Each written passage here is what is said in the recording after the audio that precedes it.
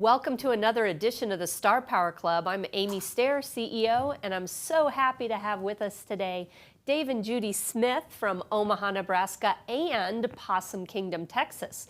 We're going to talk about how that works in a little bit. Dave and Judy, thank you so much for being with us, and thanks for saying yes to being stars. It's our pleasure. Thanks for the opportunity. We appreciate it. Absolutely. We're going to get into the mechanics of your business, but I'd really love for you guys to start with your life before real estate. Let's kind of get your origin story. Judy, how did you wind up in real estate? Well, I was a mom and a farm wife that helped on the farm some.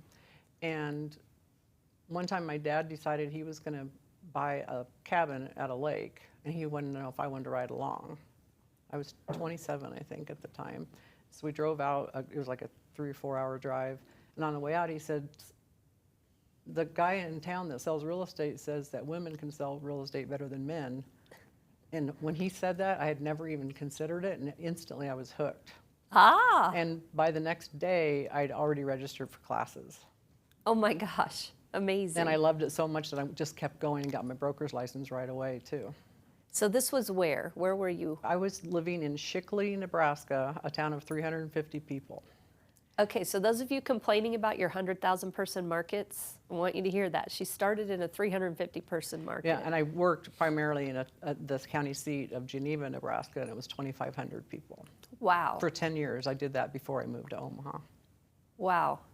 Okay, so what got you to Omaha? Well, my kids were out of the house, and my life was going to ball games and just doing their activities.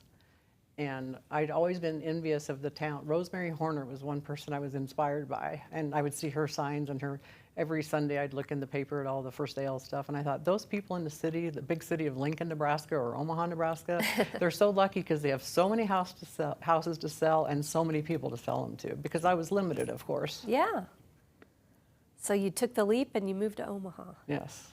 And I kind of came by that really fast. I was showing houses to this couple that were looking for a home. There was only 3 to choose from. None of them were very good choices. And I said, do you like any of these houses? Would any of them work? No, we don't think so. I said, well, I have one more I could show you, but I might start crying. They said, why? And I said, well, it's my house. And all of a sudden, I decided I'm going to sell my house and move. And I didn't even know where I was going to move to. You've always been a quick decision maker, Definitely. haven't you? Wow. Well, we're going to come back. I want to put you on pause because I want to bring Dave into the story. You didn't start in Omaha either. No, actually, I was born in southern New Mexico, went to school throughout the state of New Mexico and actually Las Vegas, Nevada, but I started working in law enforcement in Los Alamos, New Mexico, then moved to Colorado Springs, and I worked for the sheriff's office there for 20 years. After a time, in 1997, I actually started working for Union Pacific Railroad, and they were always based in Omaha, Nebraska, and I was in train management with Union Pacific. So they moved us to Omaha, and as fate would have it, it was the same week that Judy moved to Omaha. We didn't meet till 4 years later, but there was a big snowstorm that was a benchmark, so we knew that was the same time we moved there. Crazy. And that's what took me to Omaha. I met Judy, and she was in real estate, and then I started learning the life of a realtor and realized there was a lot of opportunities that I could help her and it'd be beneficial for me. So that was the turning point.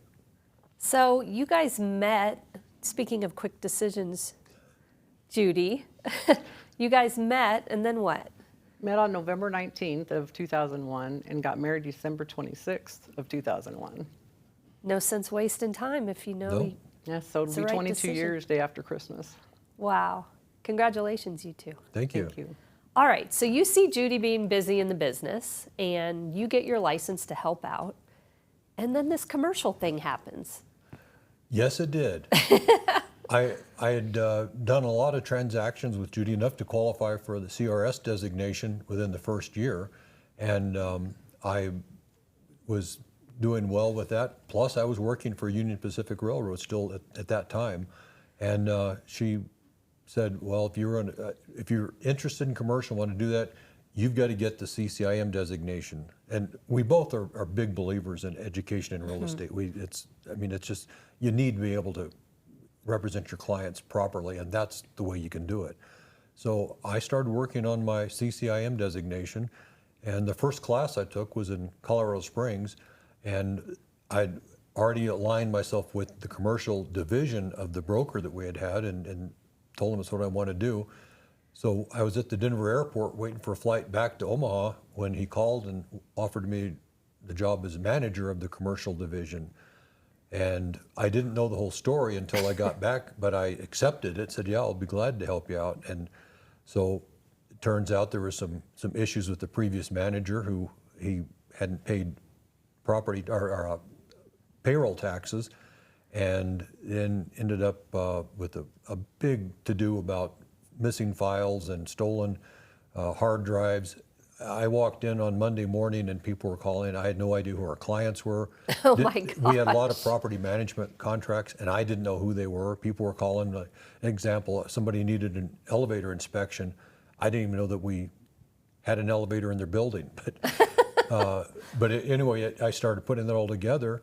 And initially we were going to try to work out a deal where we would buy into the commercial division and work out a deal with the current broker we were at so that we could build a business. And they said, because of the previous deal, they just weren't in a position to even discuss that. So we reached out to RE/MAX and bought a RE/MAX commercial franchise. We were with a RE/MAX broker, but we bought a RE/MAX commercial division, which was exclusively commercial. And I started doing that and ran that business for 10 years, and I did get my CCIM designation. I did that for 10 years, and I later sold that business, and it's still up and running in Omaha. But that was how I got And started. top 50, I might add. In 2013, I was at the top 50 of worldwide commercial agents for RE/MAX. You're so humble. Well, it's just what you do. Okay, so before we get too far into the business part of the business, you have brought a lot of your skill set from your years in law enforcement into the real estate industry. I mean, getting thrown into this situation with the commercial chaos, there's crisis management there's organization at levels that most people can't fathom. What are you bringing forward from that experience that's serving you well in real estate? I think probably the biggest issue is exactly that, crisis management and being able to keep a cool head and think things through versus reacting impulsively. And that's part of it. The idea, if you get the education you need, then you can think things through. You can look at alternatives and give your clients the best answers. And as far as running the business, you're not reacting, you're planning and moving forward that way. So that's probably a big part of it. I think one skill set and I mentioned this to you, is that I used to do in-service training for law enforcement on how to use body language to determine if somebody's telling the truth or not. It's a great tip if you've got the ability to put a little bit of stresses on people you're talking to, because you in order to get that answer, you need to be able to give them questions that will force them to make an answer. So give us an example. Use me as your guinea pig.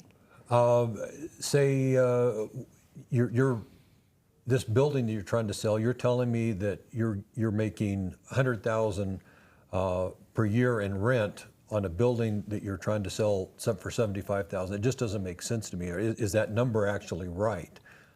And then I would look for you to give an answer, and how you respond to it would give me some visual clue as to whether you're telling the truth or not.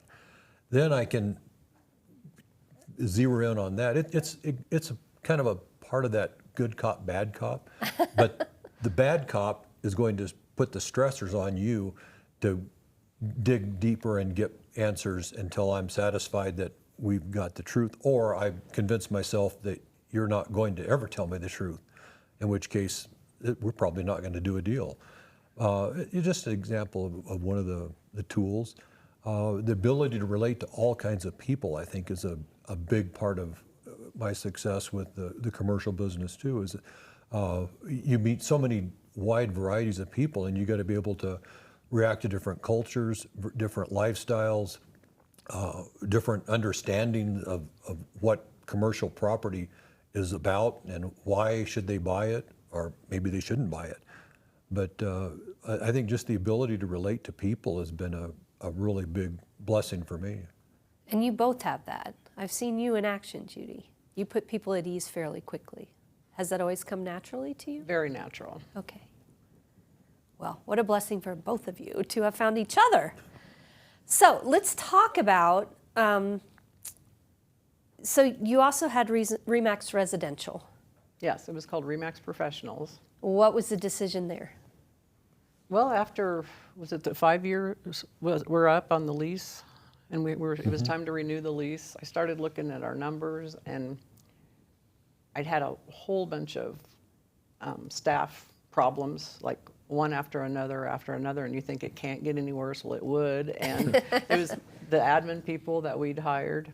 And we had a really great front desk director of first impressions, but the admin people were just, I think the last straw was when I asked her to update 29 people in the database. And for some reason, I went back and checked them, and she had like 26 of them wrong, like all screwed Whoa. up. She was under some kind of influence of something. And we had one that came up, we were looking in the obituaries, trying to figure out why she didn't show up after she said she'd lost her keys at some park when she was going to a concert. And a week later, we still hadn't heard from her, couldn't get a hold of her. She was not answering texts or phone calls or anything. And it just, at that point, it was like, do we really want to deal with this? Because One thing that was an impact on it, we had a broker from Iowa that actually was the big called us and said, would you consider selling your franchise? And so Judy put together a pro and con list. That's right. And after looking at that, it's like, yeah. on the pro was, This makes sense. yeah, the pro list was, I love working with the buyers and the sellers. The con list was everything that had to do with owning the brokerage and running the office. So Why'd it's you like it start was the black and brokerage white. to begin with? Because Dave had already rented space for the commercial office, and it didn't make sense to be paying another broker to be at their office. And when we already had office space we were using. Yeah. And all the equipment. So I really never set out. I had a broker's license because because I liked having the knowledge, but I didn't really ever desire running a brokerage. So I'm hearing lovely self-awareness in there. This is not where you're meant to be. That's right. Okay, so now we're on the other side of, we've sold the residential and I Oh. merged my office with the old Remax. okay. How do you get from Omaha, Nebraska to Possum Kingdom, Texas? That's a pretty big leap. I think it's a God thing. Yeah, I'd agree. The door was opened. We were in Omaha during the COVID lockdown, and our daughter said, you guys should come spend some time with us. And so when we couldn't go into houses, we couldn't go into the office. So it's like, let's go visit the grandkids. So we spent 6 weeks in Clay County, Texas, which is about an hour and 20-minute drive from Possum Kingdom Lake. And never went down there during the time we were there, but we just had so much fun with the grandkids and interact with them. They were, of course, home because they couldn't go to school. So it was really a great time for us. And the weekend that we were going to be coming back to Omaha, our daughter said, you guys ought to buy a place on a lake and we can go boating. And she suggested a lake that I had been to before, and I thought, no, I couldn't go there. Then she brought up Possum Kingdom, and Judy's reaction was, who could live in a place called Possum I Kingdom? really thought, who could live there? It sounds terrible.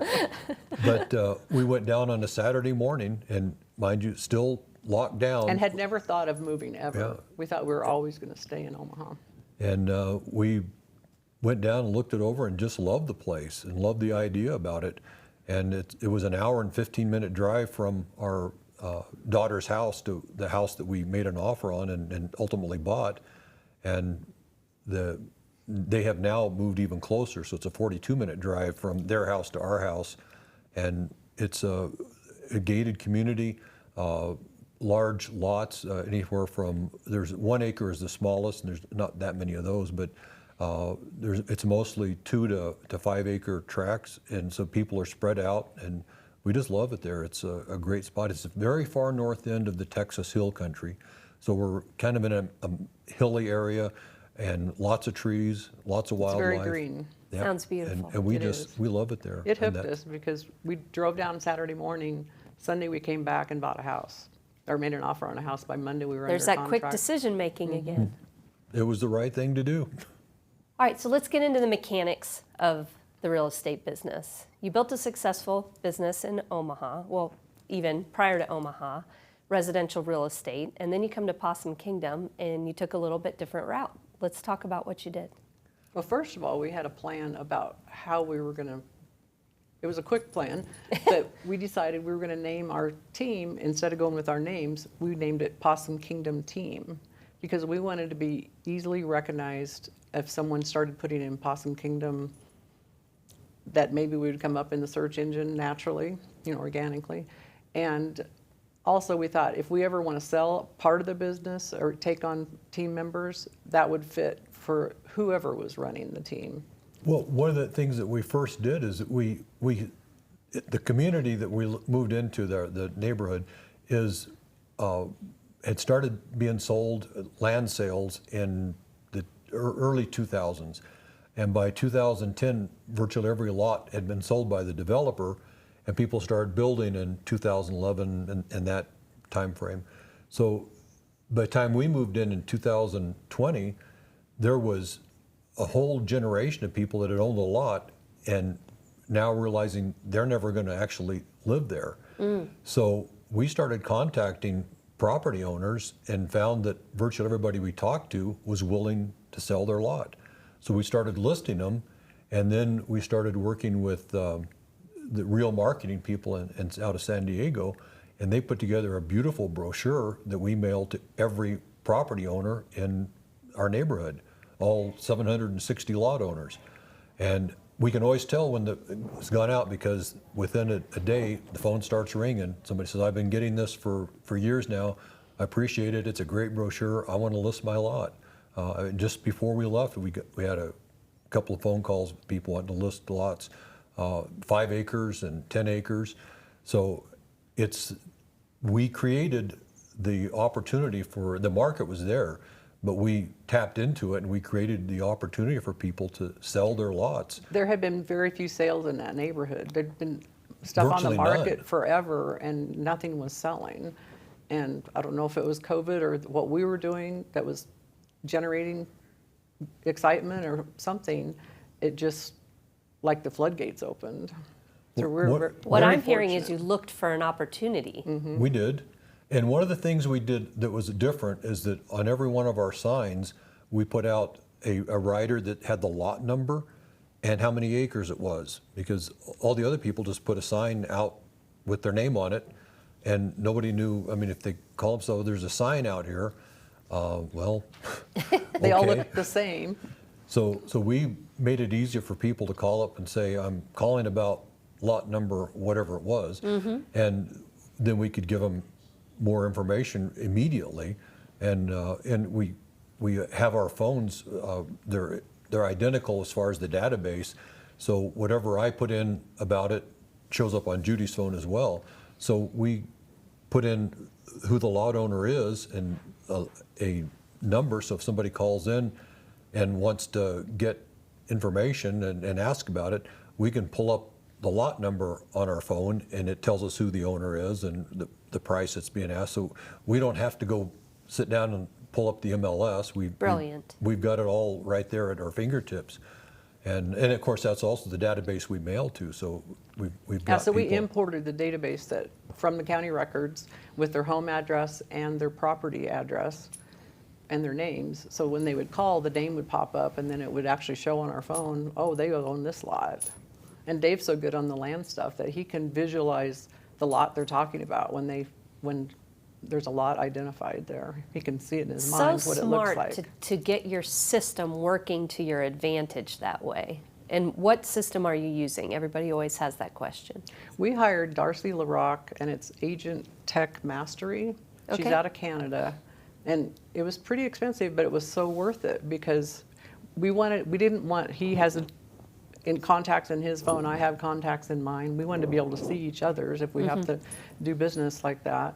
And so she synced our Google, our database, iCloud, everything that we had all in one concentrated place where it always constantly keeps syncing. That's beautiful. And All that right. has worked. We would highly recommend that. Okay, so how many lots are we talking about here? 10, 20? Originally, there was 880 lots in the development. Several people have bought multiple lots and replatted, so there's about 760 lots now. Okay. Out of that, there's less than 200 homes built there, and out of that, 50% are full-time residents. The rest are just weekend getaways, or maybe they come out for the summer. Like a vacation home. Yeah, vacation homes. And there's very few lakefront properties there, but all of the community has access to the community boat dock, boat storage, and the ramp. So, and we're 30 miles from the dam. So if you're gonna go take a cruise on the lake, it's a good day's journey down there and back. But it's just a beautiful community, and 20 miles of private road behind the gates. The infrastructure's in place. Well, they have the clubhouse and an infinity pool that overlooks the lake. Nice. So- So what kind of listing inventory did this generate for you guys? At one point, we had about 60 lots for sale. That's a lot of signs out. Yeah, more than we had to hurry up and sell lots so we could move the sign to a new listing. Yeah, we actually started out, we ordered 50 signs because we wanted to make sure we had enough. What a good problem to have. And we're believers in you get what you expect. So we were expecting Absolutely. big things. And the first year we did 125 deals. Incredible. So you're starting over in a brand new market, and there were no obstacles. You just said, we're going to do this, Just and you made it Positive thinking, and we were planning, and I had done the market reports in Omaha in a place called Deer Creek in our neighborhood we lived in, and it was very successful. I owned that neighborhood. And happen. How long did you farm that neighborhood before you started seeing results? oh, maybe a year. You have to stick with it. Yeah. And what sort of research did you do before you made the decision to go after it? I listened to David Collins talk about his market reports, and Great. It's Just- funny, there's still people that call and ask Judy questions about Deer Creek and Omaha. And Other asking- agents will. And some of them refer to as the Queen of Deer Creek. Even, we haven't lived there for 3.5 years, but they still think of her as the expert because she's got all the information. I actually have a listing there right now. So I want to talk about that. A lot of people say, okay, well, you left one market and went to another. You have made a conscious decision to continue to serve that area of Omaha. How does that work? There's good things and bad things about it. The tough things are I have 2 RE/MAX logins. I have 2 Facebooks, one for Omaha, one for Texas. I try to keep it a little bit separate.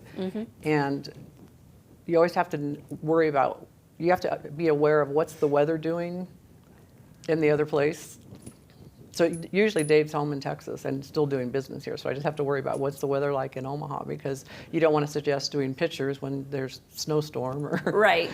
rain or something. So Do you have boots on the ground in Omaha? Do you have people that you can send have- out to do photos? I hire a professional photographer always. I'm a big believer in that. Okay. And I would take my Matterport camera back and forth. And so I go and do the Matterport. So when you have a listing opportunity, you're on a plane and you're in Omaha. Yes. How often are you doing that now? There was times I would go like 3 or 4 times a month. And it's slowed down a little bit. I don't do a lot of marketing in Omaha. I only send postcards once a month to all my clients. So they know I'm okay, still in the business. I'm smiling, Judy, because you say I only send postcards once a month. How many of you watching are still not consistently contacting your past clients in your sphere of influence on a monthly basis? I love that you're still mailing to them. And we always go back and do a pie party, right, like 2 days before Thanksgiving. So you'll both go back for that. Incredible. Okay, so let's talk now about what's the shift in Possum Kingdom. What are you now focusing on? You've been focused on the lots, but I know you guys are looking at Well, luxury absentee owners. real estate is my passion. Okay. And, I went to get my CRS, or not CRS, I had that, but I had a lot of other designations, but then CLHMS came out and the Institute of Luxury Marketing. Uh-huh. I joined that and membership, and so when I took the training, my goal was you had to have at least, in our market, they go based on your sale price for the area, the top tier, and you had to have at least 2 transactions in the first either 1 or 2 years, but I did it in 1 year. I just had a goal. It's like, I'm going to do that. And before that, the highest price I'd ever sold was like $350, which was really considered a big house because the average price was $200,000 in Omaha. How important is this visualization to manifestation in your life? Oh, I'm it's hearing it huge. over and over again. You just have to, you get what you expect. I told my grandkids the story is on the Matterport thing, it was like a $5,000 investment. And this one builder, I had sold one of his houses, he had a party at Christmas time, and they were gonna draw one prize, and the one prize was $5,000. And I told everybody, I'm gonna go to that party, and they're gonna pull my name out, and with that money, I'm gonna buy that Matterport camera. And that's how I got started with that. There's a beauty of that specific intent. I'll go all the way back to Think and Grow Rich, right? Napoleon Hill, talking about getting very specific.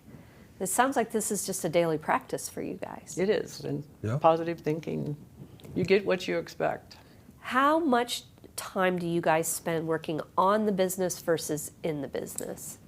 Planning, looking at what you're going to do for the future. I probably do more on the business stuff, where Dave is more in the business. It's a good balance. Okay, so what are you currently working on in Possum Kingdom? Well, we started doing the market reports for the lakefront. Okay. And so we started marketing in Possum Kingdom and with the lakefronts. Before, we just started our neighborhood and the golf course neighborhood that we had a lot in. So we were farming that. And then we decided to do the Possum Kingdom lakefront.com, which that just really took off. So we finally got a listing there and actually got that closed for $2.4 million. Awesome. And we have another listing now for $2.599 that's not sold yet. But then a week ago, we went on 3 different listing calls for lakefront properties. Because with the real estate taxes going up, because the values have gone up so much, people are starting to wonder, do I need to keep this or Right. should I sell it? That kind of stuff. And the nice thing about Possum Kingdom, there's a lot of cash buyers. Interesting. Okay, so talk to me about the events that you've started having. You're hosting at your house. Well, one of the first things we did was build a very large patio. It's 40 by 60 feet, and it's covered. And Judy designed the patio and decorated it. And we originally were going to go with the more traditional Texas cedar thing, but the price of cedar was so darn expensive that metal became a very viable option. Okay. And you don't have to do all the maintenance on it, so it's like, okay, let's do it. So we did, and we have people out over as often as we possibly can. And being in real estate, it's like, okay, it's Friday, we don't have anything going on this evening. Send out a text, and we'll have 40 people show up. It's a real social neighborhood. Yeah, and well, it's not just the neighborhood. There's people from other parts of the community that will show up too. So we encourage people to come on over and just hang out. We had a country western singer first part of September, and we had about 80 people on the patio and in the backyard. Yeah, we had a stage set up with a cover on it, and it just turned out fabulous. How are you putting out the invitations? You said by text? We mailed those. Okay, that was the singer, mail out. concert. Yeah, that was it Constant Contact or? Well, we did Constant Contact also. Okay. We used that, and then So- we did mail postcards to everybody. What sort of feedback are you getting from the people who come? Oh, they love They it. love it. They always say it feels like a hotel or something, or like a resort, because it's a very modern look, Great. and they like how it feels in there. So what are you visualizing for the coming year? You've only been in this market a short time and you're already taking it by storm. What do you want to see happen next? Well, we just started mailing. We had some postcards or some greeting cards, note cards. So we just started mailing note cards that we had designed, that we use actual photos that we took of the local area. And we're into bird watching now because they have beautiful birds in Texas that we never really, they had robins and, you know, and some cardinals, but we didn't have that many. But here there's hundreds of cardinals and painted buntings that are beautiful and hummingbirds. And so we have these bird chairs in our living room. We twirl them around and look out the window and watch the birds. And so we have a bobcat picture that we took, you know, roadrunners and nature stuff, beautiful parts of the lake, of reasons why we like the lake. So that's what we're using on the front of those cards. And how many, how often? What are you sending out? Our goal is 200 a month, Okay. and we just got that started. Handwritten? Awesome. Fantastic. So you guys are splitting the responsibility? Sort of. I didn't say it was an equitable split. Yeah, thanks. All right. What else do you have planned for Possum Kingdom? We want to have more and more events. We attend things like Possum Fest, and no, they don't cook possum there. It's a barbecue cook-off type thing. And they have a Mardi Gras parade and things like that. I'm part of the women's PK Women's Club that does goodwill things for the community. There's really no town there. We have a trading post. There's no main street. The trading post is where you can get some groceries, and our joke is if they don't have it, you don't need it.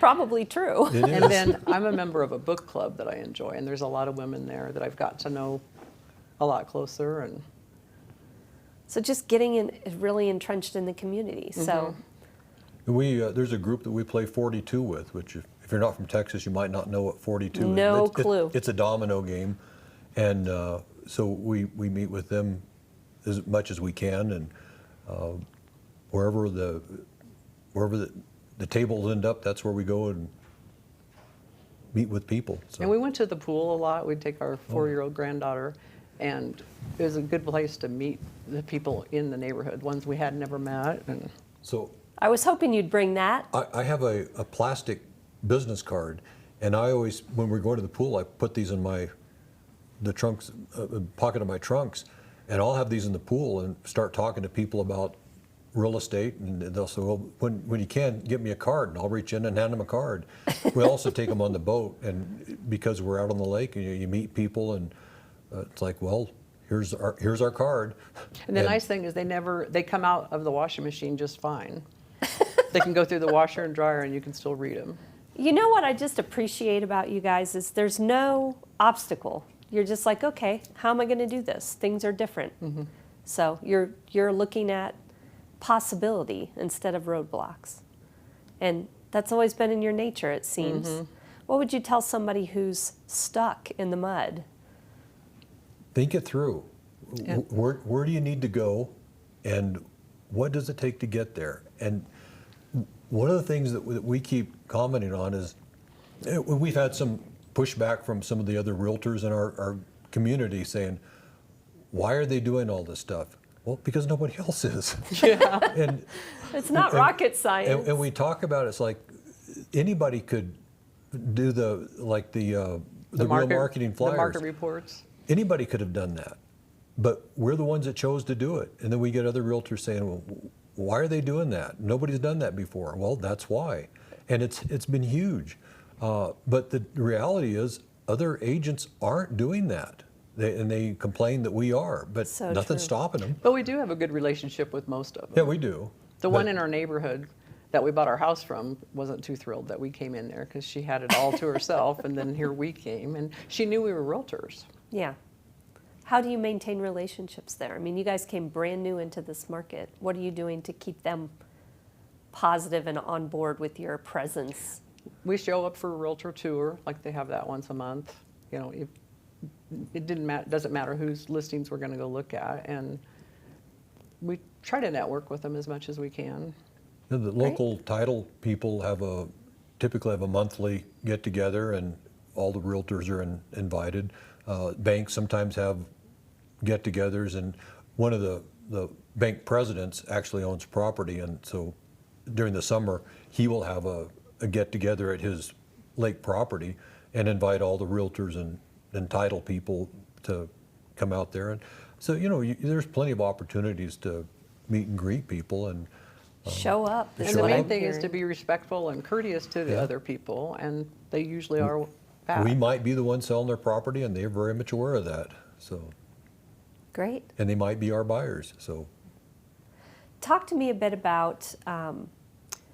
more about the farming, and I specifically want to talk about what you did in Deer Creek, other than the marketing reports. What did you do to When I first build that? moved there, or when we first decided I was going to start farming there, actually, we built a home, and then at that point, after we got our home built, I used a website that I decided to not use anymore, but I put up signs at the entrances, and they got to stick around for quite a while until there's some pushback that you can't do that. But it was deercreeknews.info, which doesn't work anymore because I took it down. But it got people to sign up. I would post photos, and people would see that sign, and they were kind of hungry to have a sense of community and a place to communicate. And people would sign up for it. So I would get their email and their phone number that way. Nice. And I was the only one that had that database, because the one that was running that, it was Nonstop Neighbors is the one that put it out. And Interesting. so that was a way to get the people. And then for the market reports, you just need your county records, and they pull that and import that into, so they know their proper mailing address and everything, and the names on them. now, the Deer Creek News .info page was really beneficial for us in the beginning, and we had several vendors that wanted to get into it, but we turned them down and said, we want this to be truly a neighborhood news venue. We don't want We weren't selling. salesy on it. And so we weren't really even selling our stuff. We just gave it an outlet. So if somebody said, hey, there was a suspicious car out on the street here, then everybody would get that. One example, one of the neighbors told me about seeing a mountain lion pass by my house. And he called me up and said, I saw a mountain lion just right by your house. And I put that on there, and I thought, I don't know, mountain lion in Omaha? And then a couple hours later, the club pro, we lived on a golf course, the club pro made a comment about chasing a mountain lion across the number 2 fairway, which is right across the street from our house. I thought, well, maybe it happened. Well, the very next day, the Omaha Police Department actually shot and captured a mountain lion Oh my just a couple gosh. miles from our house. So yeah, it probably happened. But we wanted it to have some urgency. If we put something out, we wanted people to think, I better read this. And that So- system would email like at 5 o'clock in the morning every Monday. So they consistently got it. So now you're in Possum Kingdom and you're creating a presence there. You went and found the property owners' names and their addresses, and you've taken the next step with it. What are you doing now? That was a huge next step. So we had no email addresses and no phone numbers. So at your encouragement, we hired a virtual assistant, because we have a system called Ben Verified, and now they even have a commercial, or a way to get the companies, like if there's an LLC or a trust, you can even look up the company information, and I think it's called Company AI or something. And we hired a virtual assistant to start using that Ben Verified to start looking for the names and the email addresses. And they're labeled in our database. So if we want to send out a lakefront update to everybody that's in that database, we're going to be able to do that now. So that's our big projects for this year, to call them and offer to go check on their vacant property, their vacation home, if they don't get out there very often. Yeah, so let's talk about that, a little role play on what are you going to say when you get a hold of these folks? What are you offering them? We're offering the opportunity, no charge, that we will go out and check their homes after we know there's been a storm, and occasionally just because things happen if you're not around. If water pouring out the front door, you might need somebody to come check on that. But basically, that's it. Just establish a contact and offer them the chance for us to go by their property and check on it. And so we have them labeled, the ones that are full-time residents versus, because you can tell by their mailing address if they Sure. don't have another residence. And so we know which ones are part-time and which ones are full-time. So for those of you watching who aren't in a lake community, you could just as easily look for your absentee owners who might have rental properties in your area and offer the same service to them. Brilliant. Can't wait to hear where that goes. Yeah. I just thought of another thing that we do. When we moved into our neighborhood, it's called the Hills Above Possum Kingdom. It's all these acreages. We bought a Polaris, and so we advertised that if there's someone that wants to come out and look at lots to buy, we'll take them out on the Polaris, drive them out onto the lot, and sit kind of where the house would, ideal spot for the house, and show them what their view would look like. Because there are rattlesnakes out there. So that's a good thing to point out. A lot of people don't want to walk out there just when it's tall weeds to walk through. So it's nicer to be able to take the Polaris out there and show them what it's like. Buying the equipment that fits the market you're serving. And then we had to buy a tri-tune. So because the best way to What show is that? A pontoon boat. with three. Oh, okay. With 3 floats. And the best way to show lake property is from the lake, and it's easier, it's quicker. It takes how long does it take to drive around the whole lake if you drive If we were around? to go to the bluefin listing, for example, it'd be about 45 minutes, maybe an hour, depending on how long it took to get through Graham. I mean, we have to go through another town and come around the back side of the lake. So to drive there would be maybe an hour, but we can get there by 20 minutes by And boat. if you're showing more than one property, you can zip up and down, all over the place and show property. And it's prettier from the lake. So that's Sure. actually the front You're of your selling the house. lifestyle. You're not That's selling the exactly house. right. Yep. Yeah, if you can pull up to a dock in your boat with your prospective buyers, it's a much bigger impact than sneaking down the driveway. And then the first question is, how deep is the water here at this dock? So we have a portable depth finder. Well, we have a depth finder on our boat too. So say if we had driven there, we have a portable and it connects to the phone that you can just drop it into water and see how deep the water is. So I'm just hearing you guys again, equip yourselves to be able to serve the market you're after.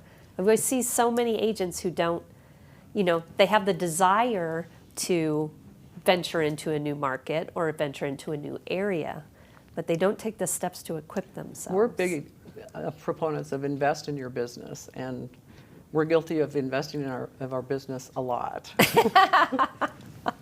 Doesn't sound like it's a bad thing. Well, It'll pay off. The information that people need, you should be able to provide to them. And it's just like if there's regulations on what you can build in this neighborhood, you should know that. If somebody's thinking about buying a place to park their boat, you need to know, can the boat get into that spot? So, Right. I mean, it's basic knowledge about stuff.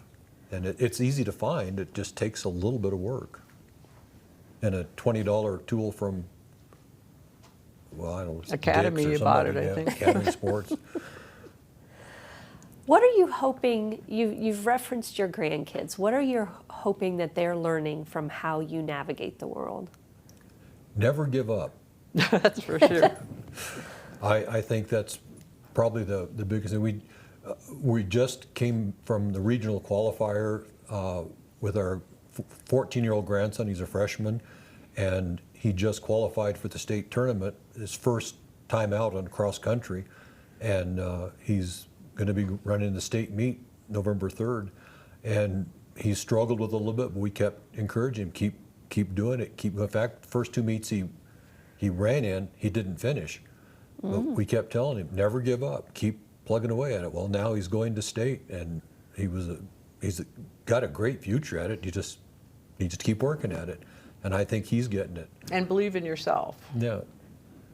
And I see that so much in you, Judy. our I really 4-year-old do. granddaughter will tell us, well, never give up. It's always fun when your words come back out of the Yes. mouth that you sent them to, right? What's the legacy you're leaving? Never give up. Mine is always have a positive attitude, no matter what happens. And like our daughter will call with some issue, and I'll say, well, just be glad it could have been worse. It could always be worse. Or think of the people that have it so much worse than you are blessed. Count your blessings every day. Be grateful, and just look for the positives. You really believe that. Truly. It's not lip service. My parents raised me that way, I'm sure. That's good. I thank them for that. And I would say Judy's taught me that. Interesting. So, one of the things that I always wanted to learn to scuba dive when I was younger, but living in Colorado and working. There's not a lot of scuba opportunity. But you know what? There's per capita, there's more divers in Colorado than any other state. Interesting little fact for you. But I always wanted to take lessons, but I couldn't afford it on a deputy salary, and then I knew I couldn't travel to do it. Well, after Judy and I got married, we actually went on it was our honeymoon. We did a cruise on Royal Caribbean, and they had a onboard scuba class. So after dinner, we'd go for, I think, 2 nights in a row. We went and sat in the theater and took lessons and did the classroom. And then on Friday, the cruise, I think it was Saturday through Saturday. So on the Friday, we went to Cozumel and did the onboard stuff on the pool, the checkout dives, but then the qualifying dive in open water was on the beach in Cozumel. And I mean, a lot of people, their whole dream is to get to Cozumel to dive. Our first open water dive was Cozumel. And wow. So that's something that being in real estate has given me the time, the freedom, and the money, and the inclination to actually go out and do diving. So we both got certified in diving, and I actually left Union Pacific, and the week I left there, we went on a week-long liveaboard based out of Belize, and it's like, this is great. This is what I thought I ought to be able to do. So it's about having a belief, a dream, and realizing how you can get there. Beautifully put. You guys, I'm so grateful that you said yes to being interviewed, and I look forward to many years of you guys being able to pour into people at conference. If you got benefit out of this interview, I sure did. I hope that you encourage your friends to join the club. Until next time, I'm Amy Stair.